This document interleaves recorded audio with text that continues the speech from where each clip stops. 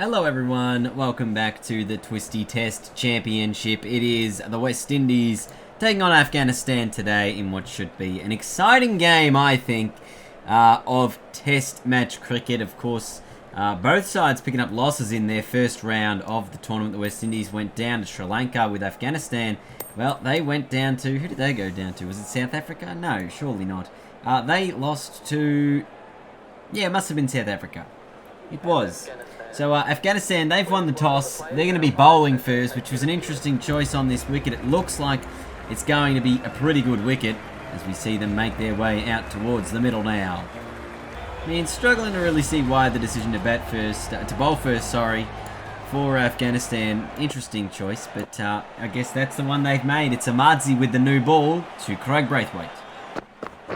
Oh, gets him close on the pad straight away. Now, Braithwaite, of course, been in good form coming into this game. At 100 in the first match, as the first over is a maiden. And the West Indies now off the mark with some runs off the bat of Campbell. But yeah, we spoke about, I guess, the last game for the West Indies. Their troubles weren't really too much against the new ball. It was a little bit later on where things got more difficult for them, as we see an edge go through. A little bit of early luck there for Braithwaite. When he managed to pick up that 100 in the first round matchup against the Sri Lankans, was able to maybe put the West Indies in somewhat a winnable position, but when they were chasing down such a big total in the second innings, it was always going to be difficult for them to be able to get over the line. A couple more runs here. But I guess against this Afghanistan side, what are they going to look to do with the bat? They obviously they want to bat for a long period of time. They've got the opportunity to bat first, so Afghanistan, they'll need to take wickets. Obviously sending the West Indies in, is it the wisest move for them here? Obviously we saw them bat first in their first game, but not sure that this might have been the smartest move, because if the West Indies can get off to a flyer, it could be a couple of really long days in the field. We had a little bit of overcast conditions earlier, but it doesn't look like the ball is swinging a heap right now, and these two are starting to build a partnership and look a little bit more comfortable at the crease. It's 32 for none. But there's the first edge, and a good take by the keeper. So the West Indies lose their first wicket. Looks like it's Ahmadzi there who got the first one. Zazai with a good catch behind the stumps. It is Craig Braithwaite who's in good touch. As we said, got 100 in the first match. He's out for just 12. West Indies 32 for 1, and they'll jump through the quick single here through the missed. So Shai Hope, we know that he's a high quality player also for the West Indies, but it's whether or not he can actually play for I guess the full sort of couple of sessions. We saw him really unable to put a score on the board in the first matchup of the TTC, and now Campbell's chopped it on. So Rashid Khan gets his first wicket after being pushed into the attack pretty early. Not a great shot, didn't really get any bat on it, just the bottom edge, was able to manoeuvre it onto the stumps, and Campbell, he's out for 19. Rashid Khan's got one. West Indies 40 for 2. Oh, it's a good delivery as well. Should be able to pick up one, although maybe the bowler's end would have been a better choice for that throw. There's Shai Hope again, continuing to just push himself forward a little bit more. He's now 7 from 24, 8 from 26. But really spent a heap of time out in the middle, just building himself up, building that confidence meter. It hasn't quite gone up a heap right now. Still just a 9 from 31. Oh, and a good take in the slips. Rashid Khan's got another one. Maybe we're seeing a bit of the dividends of the Afghan side bowling first.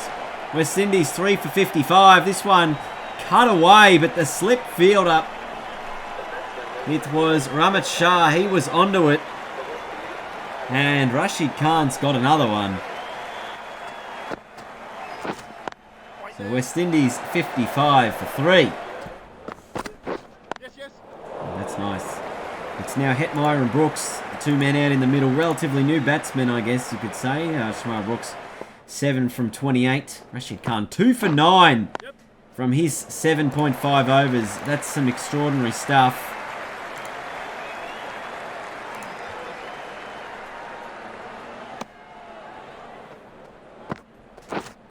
Yes. Another boundary. It's time to hit Meyer.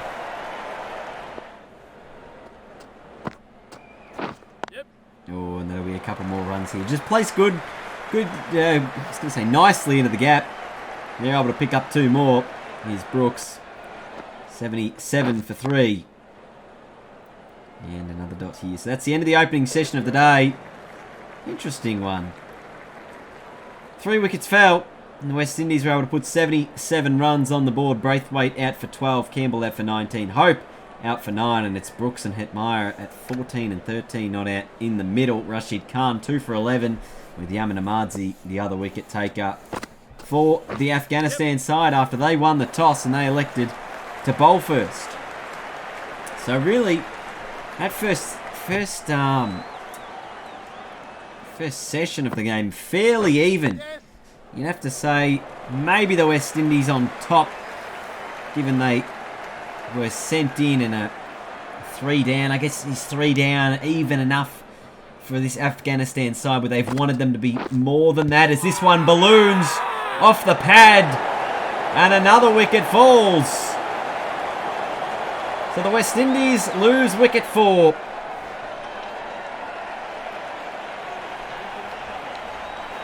Was that Rashid Khan in at short leg? Geez, I wouldn't have thought so.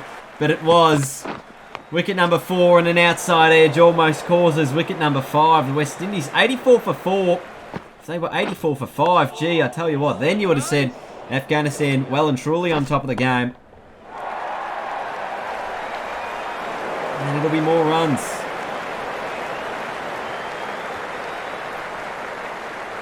Quality boundary there. Rashid Khan back into the attack. 2 for 11 from 8 overs. How good are those figures from him? 2 from 11. Or 2 for 11, sorry, for 8 overs. It's quite absurd. And I reckon Chase is, just trying to work his way into the game there. Obviously, Brooks, the key batsman. At the moment, 31 from 93. He spent a heap of time getting himself out in the middle. And really allow the West Indies to set this one up. This will be a tight chance. Oh, I reckon a direct hit there. You might have had Brooks gone. So, a chance maybe missed in the field for the Afghan side. Is this partnership now worth about 40-odd runs? And possibly more. That one almost to the boundary. Thought about the 4. Settled for 3 in the end. Yes. Edged. And through. Gee, a real thick edge that just boinged off the bat. Brooks up to 41 now from 112. Yep. And getting another outside edge. So a bit more of a defensive field from the Afghan side. And they've really just allowed, some of these chances to go down. I think if you really want to play aggressive. Don't play half-heartedly with some of these fields. I know they want to defend runs, but if they stay on the attack right now, that's what's allowed them to get wickets earlier on in the day. Maybe just taking their foot off the pedal a little bit. And the West Indies now, this partnership worth 70 runs. Oh, over the top. Roston Chase. That'll be a boundary.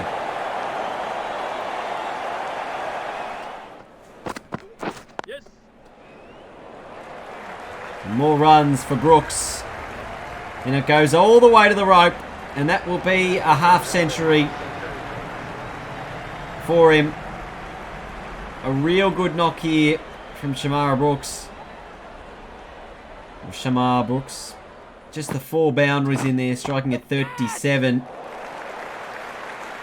And he's just batted a really quality amount of time out in the middle. And it's just allowed him to really get used to the wicket. And now we're seeing Roston Chase do it as well. That one was in the air and put down. Well, they did have a chance there, the West Indies, to lose Brooks. Or at least Afghanistan had a chance to get rid of him. And now these two are just continuing to take on the bowlers. Another shot down the ground. This partnership worth over 100 now. They were 4 for 85 at one stage, the West Indies. Now they're 4 for 190, as this could be a run out. Gee, this was a strange decision to run. I have to have a look here. The bowler, he could have thrown the stumps down, instead decided against it. Let's have a look. Where's the bat upon the breaking of the stumps? Just on the line, I think. Which may mean this is given out, and it is. That's the end of Shamar Brooks. Out for 60. West Indies lose their 5th after a really strong 100-run partnership. 190 for 5.